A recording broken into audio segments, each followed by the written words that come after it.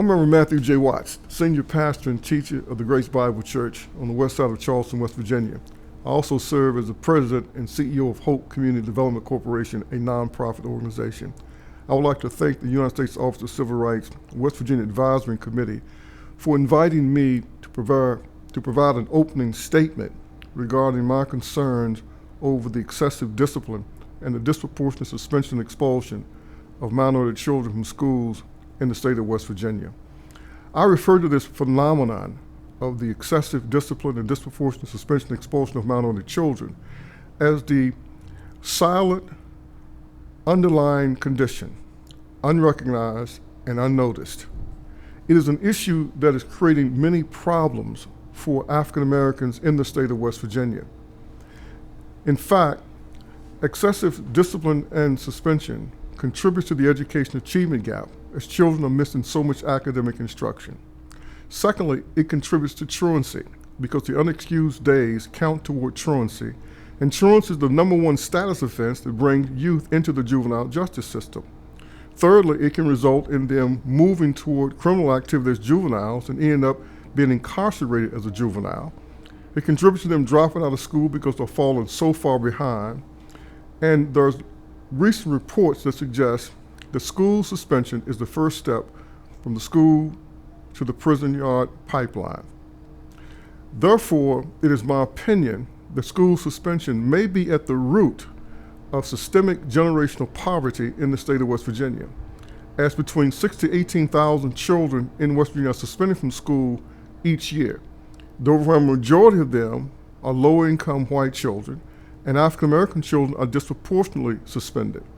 This has had a cumulative effect over the years of thousands of young people, tens of thousands, being suspended from school.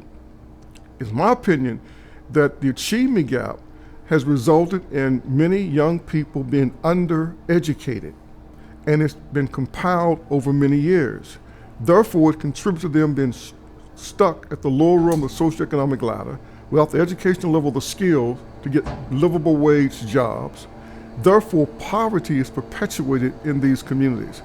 That is why I refer to it as the silent, underlying, unrecognized, unaddressed social condition that's contributing to the achievement gap, truancy, school dropouts, delinquency, and ultimately the school to the prison pipeline.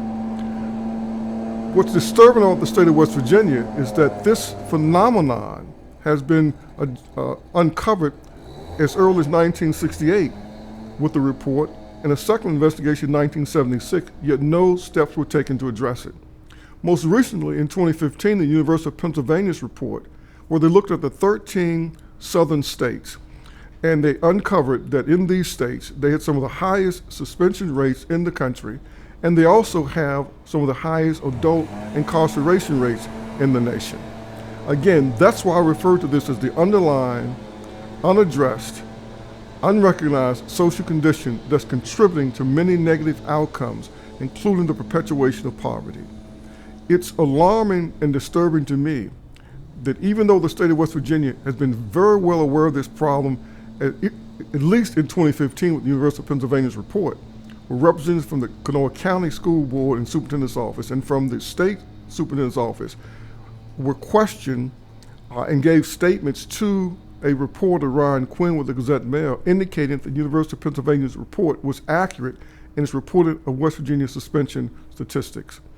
What's even more disturbing is even though we've had meetings, the Charleston branch NAACP as well as the state NAACP, with superintendents to discuss this matter in 2015 with Dr. Michael Martorana, 2017 with Dr. Steve Payne, them giving a commitment to address it, but never following up on any action. In 2019, we brought this matter to the attention of the West Virginia legislature, and even though they indicated a willingness to address it, they chose not to do so.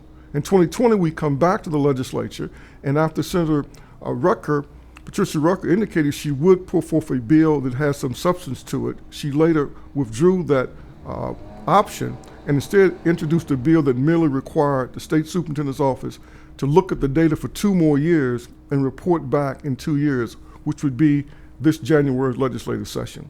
We're hopeful that the West Virginia Advisory Committee's hearing and their report would bring this matter to the attention of the public, and that the public will demand that the West Virginia Legislature and the West Virginia State School Board and Superintendent's Office put forth a plan to address this onerous, silent, underlying condition, the excessive and disproportionate discipline and suspension of African American and low-income children from West Virginia's public schools. Thank you.